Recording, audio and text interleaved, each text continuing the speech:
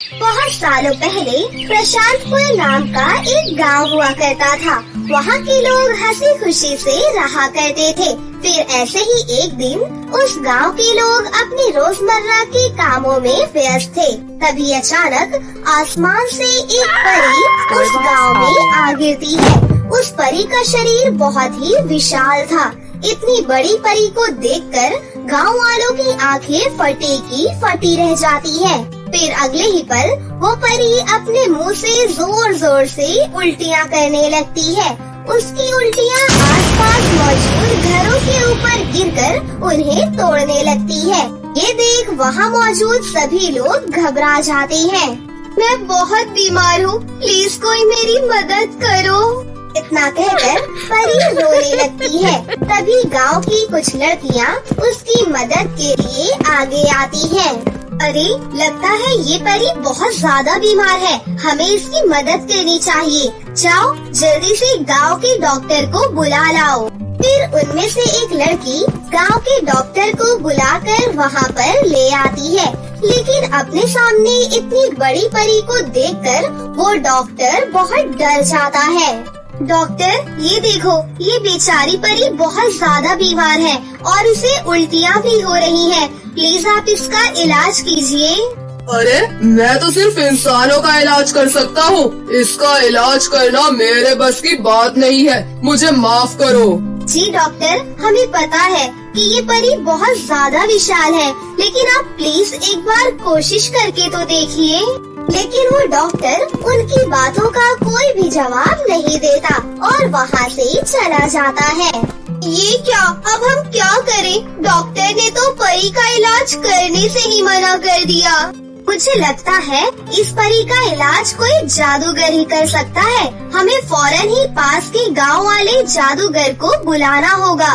फिर वो सभी लड़कियां पड़ोस के गांव में रहने वाले जादूगर के यहाँ जाकर उसे परी के बारे में सब कुछ बता देती है। जादूगर बहुत ही नेक दिल था, इसीलिए वो परी का इलाज करने के लिए तैयार हो जाता है।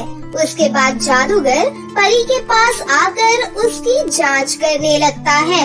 ये तो बहुत ज्यादा बीमार है, इस परी को बहुत सारी दवाइयाँ पिलानी पड़ेंगी। दवाइयों को खरीदने में बहुत सारे पैसे लगेंगे।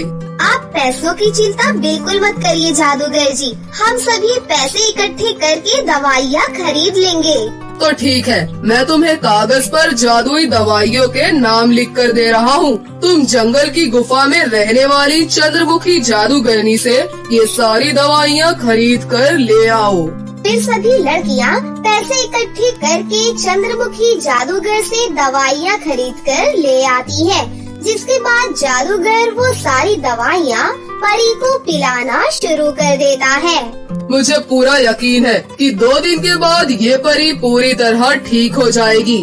अभी इसे आराम करने की जरूरत है। उसके बाद सभी लड़कियाँ उस जादूगर का धन्यवाद करती हैं। जिसके बाद जादूगर अपने घर लौट जाता है। लेकिन उसी रात 2 भयानक चुड़ैल उस गांव में घुस जाती है और उस परी को वहाँ पर सोता हुआ देख लेती है। परी को जिंदा देखकर वो आपस में बातें करने लगती है। हमें लगा था कि ये विशाल परी मर चुकी है, लेकिन ये गांव वाले तो इसे बचाने की कोशिश कर रहे हैं। इस समय सभी गांव वाले सो रहे हैं, ऐसा मौका हमें दोबारा नहीं मिलेगा। चलो इस परी को जान से मार देते हैं। फिर वो दोनों चुड़ैलें परी को मारने के लिए नीचे उतरती है। लेकिन जब वो उसके पास बढ़ती है कि तभी वहाँ पर भागते हुए गांव की लड़कियाँ आ जाती हैं। लगता है ये दोनों चुड़ैलें परी को मारना चाहती हैं। चलो इन चुड़ैलों पर हमला कर दो। फिर वो सभी लड़कियाँ पत्थर उठाकर चुड़ैलों को मारने लगती है और दोनों चुड़ैल जोर जोर से चिल्लाकर कूदने लगती है। तभी शोर शराबे की आवाज सुनकर परी नींद से जाग जाती है और उठकर बैठ जाती है। अच्छा, तो तुम दोनों मुझे मारने यहाँ तक आ पहुँची। फिर वहाँ पर गांव की लड़कियाँ भी आ जाती हैं। आखिर ये दोनों चुड़ैलें तुम्हें क्यों मारना चाहती है परी? ये दोनों मुझे मारकर मेरे विशाल परी देश पर कब्जा करना चाहती है, क्योंकि मैं परी देश की राजकुमारी सिंड्रेला परी हूँ। अच्छा तो ये बात है, तुम चिंता मत करो, अब ये दोनों चुड़ैलें यहाँ से बचकर नहीं जा सकती। फिर वो सभी लड़कियाँ दोनों चुड़ैलों को घेर कर उन्हें रस्सियों से बांध देती हैं। अरे हमें छोड़ दो, हम यहाँ वापस नहीं आएंगे, छोड़ो हमें छोड़ दो, वरना अंजाम बहुत बुरा होगा। दोनों चुड़ैलें अपने आप को आजाद करने की बहुत कोशिश करती हैं, लेकिन तभी वो लड़कियाँ उन दोनों को गांव में जल रही कोयले की भट्टी के अंदर डाल देती हैं और थोड़ी ही देर में दोनों चुड़ैलें उस भट्टी में जलकर पूरी तरह राख हो जाती हैं। उसके बाद वो तीनों लड़कियाँ परी के पास आ जाती हैं। तुम सभी ने मेरी जान बचाकर मुझ पर बहुत बड़ा उपकार किया है। देखो मेरी जादुई छड़ी जंगल में कहीं पर खो गई है। बिना जादुई छड़ी के मैं अपने परी देश नहीं जा पाऊंगी। तुम चिंता मत करो सिंड्रेला परी, हम सभी लड़कियाँ जंगल में जाकर तुम्हारी जादुई छड़ी खोज लेंगे। फिर वो सभी लड़कियाँ जंगल में जाकर परी की जादुई छड़ी ढूंढना शुरू कर देती हैं। काफी देर ढूंढने के बाद आखिरकार उन्हें एक विशाल जादुई छड़ी झाड़ियों के बीच पड़ी हुई दिखाई देती है। उसके बाद वो सभी लड़कियाँ उस जादुई छड़ी को अपने कंधे पर उठाकर गांव में ले जाती है। अपनी जादुई छड़ी मिलते ही परी खुशी से उछल पड़ती है। सिंड्रेला परी जादुई छड़ी की शक्ति से गांव के सभी पुराने घरों को बड़े मकानों में बदल देती है। साथ ही वो गांव वालों को ढेर सारे नए कपड़े और खाने पीने की बहुत सारी चीजें भी देती है। फिर परी गांव के बीचों बीच एक जादुई कुआं भी प्रकट कर देती है। ये जादुई कुआं तुम सभी गांव वालों को रोजाना 10-10 सोने के सिक्के देगा, जिससे तुम्हारी गरीबी हमेशा के लिए दूर हो जाएगी और तुम सभी हंसी खुशी से अपना जीवन जी सकोगे। परी की उदारता से सभी गांव वाले बहुत खुश होते हैं और उसका शुक्रिया अदा करने लगते हैं। उसके बाद परी हवा में उड़ती हुई वापस अपने परी लोक लौट जाती है और उस दिन के बाद से गांव वाले हंसी खुशी से रहने लगते हैं। घंटी बजते ही सभी बच्चे अपने अपने क्लास में जाने लगे। तभी सुहासिनी नाम की एक स्टूडेंट ने प्रिया नाम की एक स्टूडेंट का रास्ता रोक दिया और क्लास का दरवाजा बंद करने लगी। मुझे अंदर आने दो, मेरे हाथ में बहुत सारे रजिस्टर्स हैं। मैम ने मुझे संभाल कर उन्हें टेबल पर रखने को कहा है। अरे खोल देना सुहासिनी, क्यों उस बेचारी को तंग कर रही है? ऐसे कैसे खोल दूं? कल टेस्ट में जब मैंने इसे बोला मुझे चीटिंग करनी है, मेरे बैग से किताब निकाल दे, ये मेरे बैग के बराबर में ही बैठी थी। मैम को पता भी नहीं चलता, ये मुझे चुपचाप किताब दे सकती थी। सुहासिनी, चीटिंग करना बुरी बात होती है, इसीलिए मैंने उस समय तुम्हारी मदद नहीं की। पर अभी तुम जो ये कर रही हो ये तो गलत है ना? मैं कितनी देर से मैम की रजिस्टर पकड़कर खड़ी हूँ, मेरा हाथ दुख रहा है, दरवाजा खोल दो। क्या बात है प्रिया, अभी तक तुम मेरे रजिस्टर रखकर सीट पर नहीं बैठी? अरे ये तो टीचर जी की आवाज है, जल्दी से दरवाजा खोल देती हूँ। प्रिया टीचर की डांट को सुनकर हड़बड़ाहट में सारे रजिस्टर जमीन पर गिरा देती है। इतनी ही देर में सुहासिनी भी दरवाजा खोल देती है। तो टीचर जी, सुहासिनी। मैम, मैं तो बहुत देर से बोल रही थी कि रजिस्टर आपकी टेबल पर रख दे, पर ये है कि मेरी सुनती ही नहीं है। मैम, मैं अभी आपके सारे रजिस्टर उठाकर रख देती हूँ। प्रिया एक गरीब बिहारी मजदूर की बेटी थी। गांव में उसके पिता बहुत ही गरीब थे, जबकि सुहासिनी के पिता गांव के बड़े सेठ थे। इसीलिए सुहासिनी को अपने पैसे पर बहुत घमंड था और वो प्रिया को बहुत गरीब समझती थी। प्रिया को जब उसके टीचर ने डांटा तो वो उदास हो गई, पर कुछ देर बाद प्रिया की टीचर ने जो बात कही उसे सुनकर प्रिया के चेहरे पर मुस्कान आ गई। बच्चों, वार्षिक स्कूल मेहंदी कंपटीशन होने वाला है। जो भी बच्चे इसमें भाग लेना चाहते हैं वो अपना नाम लिखवा दें। मैम, मेरा नाम लिख लीजिए। मैम, मेरा भी। ऐसे ही बहुत से बच्चों ने नाम लिखवाया, जिसमें प्रिया भी थी। प्रिया को मेहंदी कलाकारी का हुनर अपनी दादी से विरासत में मिला था। उसके हाथों में एक अनोखा जादू था, एक जादू जो साधारण मेहंदी को लुभावने और बेहतरीन डिजाइन में बदल सकता था। प्रिया चाहती थी कि वो मेहंदी कंपटीशन में भाग ले, इसलिए प्रिया ने भी अपना नाम लिखवा दिया। अपनी उम्मीदें मत बढ़ाओ, ये कंपटीशन तुम नहीं मैं जीतूंगी। तुम बेकार में ही अपना नाम लिखवा रही हो। अभी तो कंपटीशन शुरू भी नहीं हुआ है, फिर तुम इसका रिजल्ट कैसे ले सकती हो? पहले कंपटीशन शुरू तो होने दो। प्रिया घर आकर अपनी माँ को इस बारे में बताती है, पर वो थोड़ी उदास थी। देखो बेटी, तुम अपना मन उदास मत करो। जीतना या हारना उतना महत्वपूर्ण नहीं है जितना अपना सर्वश्रेष्ठ देना। समझी, तुम्हारे पास बहुत अच्छा में है जो तुम्हारी दादी के सिखाए हुनर को पहचान देगा। और मैं जानती हूँ कि तुम अपना सर्वश्रेष्ठ ही इस कंपटीशन में दोगी और किसी की बातों को सुनकर अपना मन खराब नहीं करोगी। ठीक है माँ, अब मैं इस कंपटीशन में पूरे मन से भाग लूंगी। आखिरकार वो दिन आ ही गया। प्रिया भी सभी स्टूडेंट्स के साथ वार्षिक स्कूल मेहंदी कंपटीशन में भाग ले रही थी। ये उसके लिए सिर्फ एक कंपटीशन नहीं था, ये चमकने का मौका था, खासकर अपनी प्रतिद्वंदी सुहानी के खिलाफ, जो स्कूल की सबसे अमीर लड़की थी। प्रिय छात्रों, याद रखें, ये मेहंदी कंपटीशन जीतने या हारने के बारे में नहीं है, ये अपनी प्रतिभा दिखाने के बारे में है। मैं चाहती हूँ सभी बच्चे इस कंपटीशन में अपना सर्वश्रेष्ठ मेहंदी डिजाइन प्रस्तुत करें। कंपटीशन शुरू किया जाए। जैसे ही कंपटीशन शुरू हुआ, स्टूडेंट्स ने मेहंदी लगाना शुरू कर दिया। उनके हाथ धीरे धीरे सुंदर पैटर्न से सजने लगे। सभी बच्चे अपने अपने पार्टनर स्टूडेंट को मेहंदी लगाने लगे, पर कोई भी स्टूडेंट प्रिया से मेहंदी नहीं लगवा रहा था। प्रिया एक बार फिर से उदास हो गई। अरे देखो देखो, इस गरीब मजदूर को कोई पार्टनर ही नहीं मिल रहा। ये कैसा मजाक है सुहासिनी? तुम अपने साथ की किसी स्टूडेंट का मजाक कैसे उड़ा सकती हो? मैंने पहले भी तुम्हें कई बार देखा है कि तुम प्रिया को बहुत तंग करती हो। अगर तुम अभी भी नहीं सुधरी तो मुझे प्रिंसिपल मैडम से इस बारे में बात करनी होगी। राधिका बेटा, इधर आओ, तुम प्रिया से मेहंदी लगवाओ बेटा। जी मैडम। मेहंदी कंपटीशन घंटों तक चलता रहा। सब अपनी अपनी मेहंदी लगा चुके थे, पर अचानक सुहासिनी रोने लगी। उसकी सहेली ने लगी लगाई मेहंदी को खराब कर दिया। असल में जैसे ही सुहासिनी ने अपनी मेहंदी पूरी की, स्टूडेंट का हाथ एक मेज पर लगकर गलती से उसका डिजाइन बिगड़ गया। सब बच्चों की मेहंदी देखने के लिए जज स्टेज से उतर चुके थे।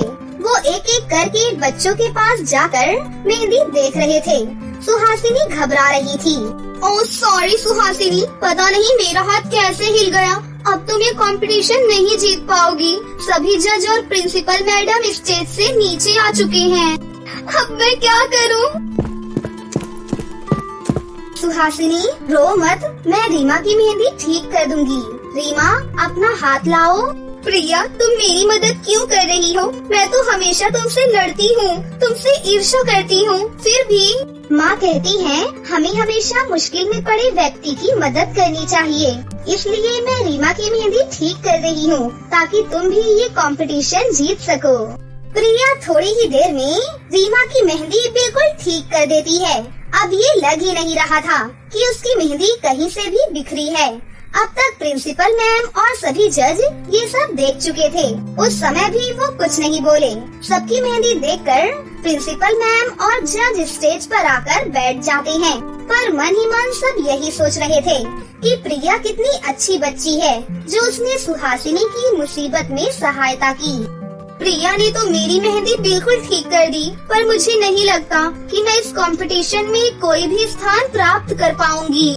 मेहंदी कंपटीशन की प्रथम विजेता है 6ठी कक्षा की प्रिया सिंह। पहला पुरस्कार प्रिया सिंह को जाता है और दूसरा पुरस्कार मेघा को जाता है।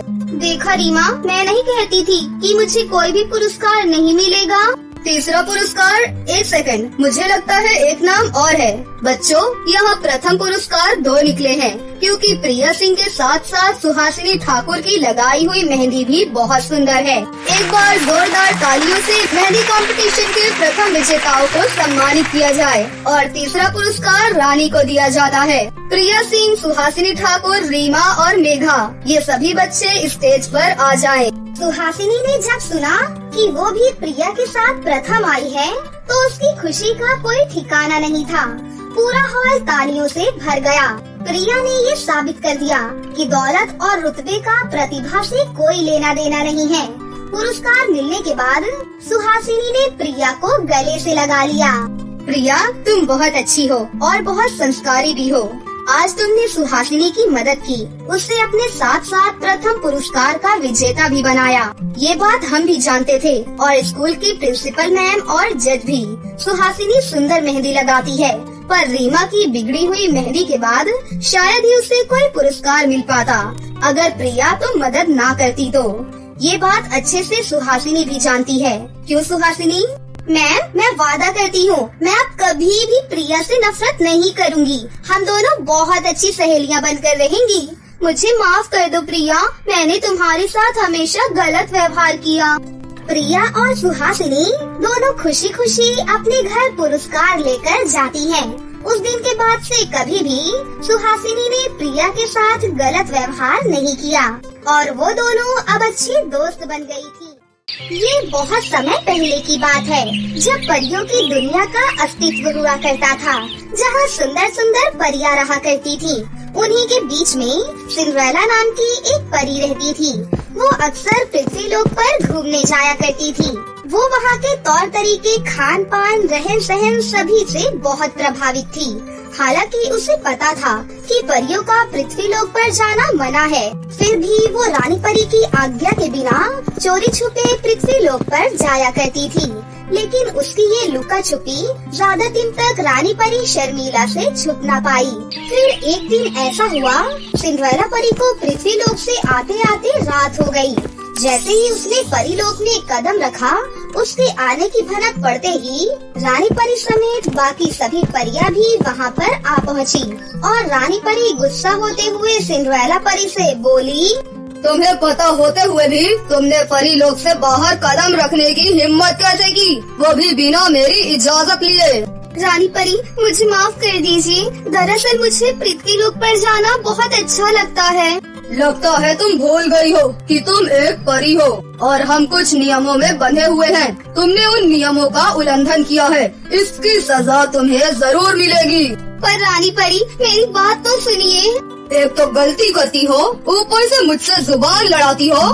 तुम्हें वहाँ बार बार जाने का बहुत शौक है ना? चलो, मैं तुम्हारी इच्छा पूरी कर देती हूँ। फिर रानी परी ने गुस्से से अपनी जादुई छड़ी घुमाते हुए कहा, सिंड्रेला, मैं तुम्हारी सारी जादुई शक्तियाँ छीन रही हूँ। अब से तुम पृथ्वी लोक में ही रहोगी। आज से परी लोक के दरवाजे तुम्हारे लिए हमेशा के लिए बंद। ऐसा कहते हुए रानी परी ने सिंड्रेला परी को परी लोक से बाहर कर दिया।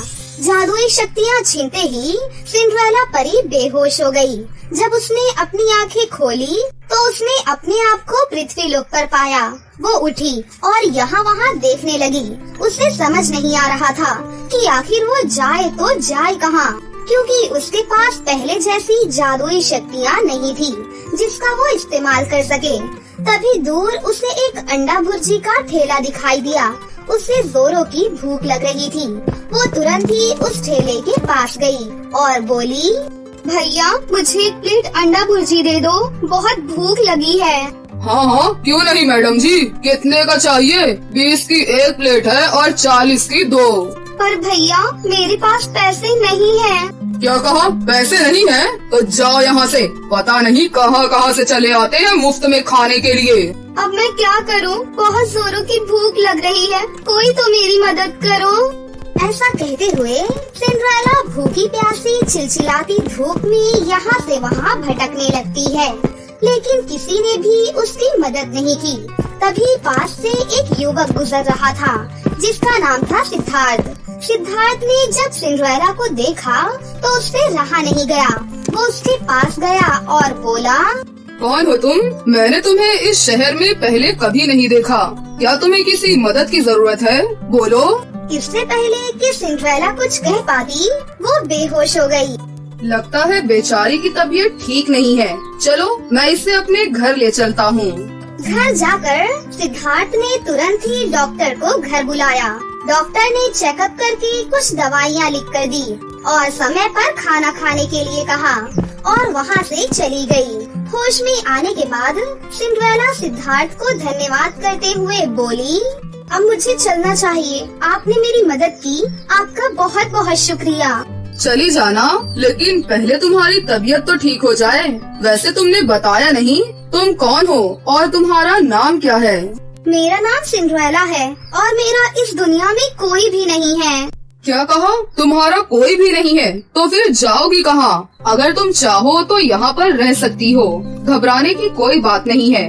मेरी माँ कुछ दिन पहले ही तीर्थ यात्रा पर गई हैं। बस आती ही होंगी। सिंड्रेला सिद्धार्थ के कहने पर वहाँ रुकने के लिए तैयार हो गई।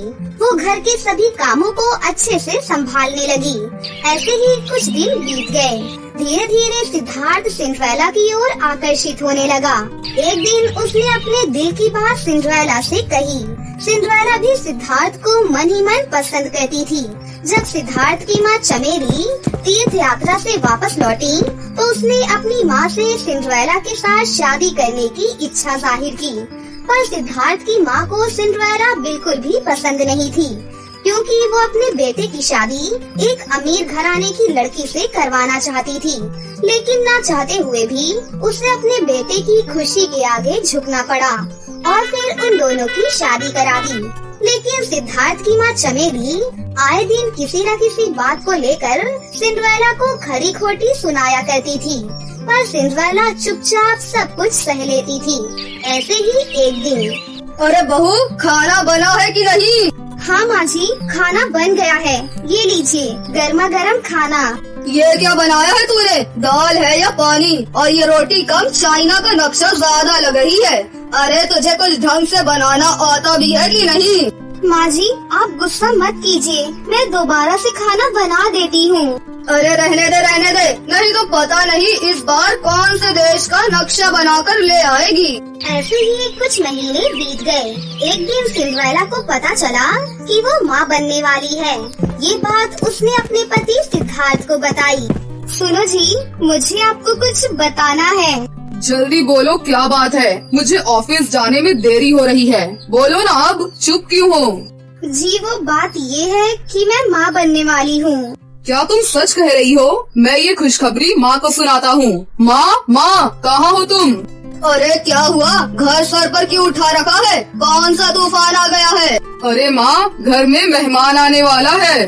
कौन से मेहमान आने वाले हैं? अरे माँ, छोटा मेहमान आने वाला है। मतलब कि तुम दादी बनने वाली हो और मैं पापा।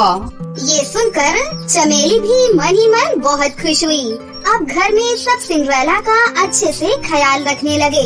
एक दिन सीढ़ियों से नीचे उतरते वक्त सिंड्रेला का पैर फिसल गया और वो सीढ़ियों से नीचे गिर गई।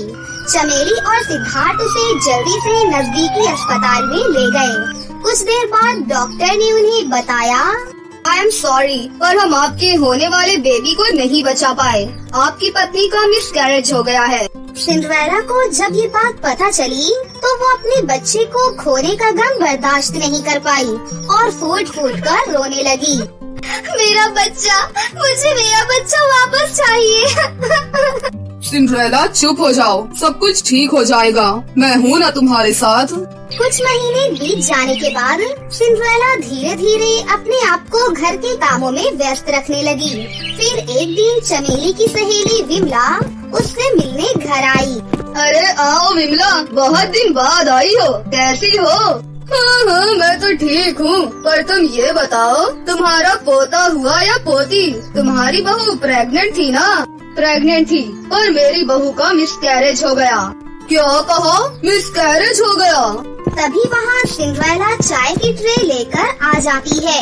अरे मैं सब जानती हूँ चमेली बहन, आजकल की लड़कियों को वो बच्चा नहीं चाहती हैं और कोई न कोई तरीके से अपना होने वाला बच्चा गिरा देती हैं ताकि कोई उन पर शक न कर सके। आंटी जी, आपको ये बात बोलते हुए जरा भी शर्म नहीं आती? एक औरत होकर आप दूसरी औरत के बारे में ऐसा सोच भी कैसे सकती हैं? एक माँ अपने बच्चे को भला कैसे मार सकती है? अरे तो चुप कर, विमला बिल्कुल सही कह रही है। लगता है तू माँ बनना नहीं चाहती थी, कोई तुझ पर शक न करे, इसलिए तूने सीढ़ियों से गिरने का नाटक किया ताकि कोई तुझ पर शक न कर सके। बस कीजिए माँ जी। ये कहते हुए सिंड्रेला रोते हुए अपने कमरे में चली गई। उस दिन के बाद से चमेली सिंड्रेला को पहले से भी ज्यादा भला बुरा कहने लगी, जिसकी वजह से सिंड्रेला गुमसुम सी रहने लगी। और ऐसे ही एक दिन, अरे ओ महारानी, इधर आ, कहाँ है, कहाँ मर गई? हाँ माँ जी, बोलिए। ये ले बाबा जी का भभूत और चुपचाप से खा ले। ये किस लिए है माँ जी?